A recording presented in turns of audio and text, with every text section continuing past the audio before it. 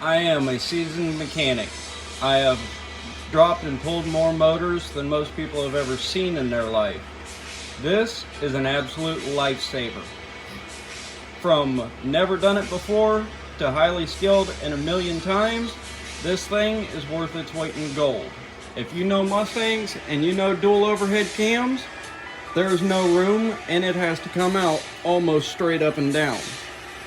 It took me longer to jack the engine up than it did to set it in the motor mounts. Picked it up, set it in at an angle, leveled out, right in the mounts. No problem, no hassle. It comes with 2 clevises on it and 2 sets of these. I hooked it to the transmission bell housing using my chain to their clevis. This right here is the best thing you can buy for under 30 bucks.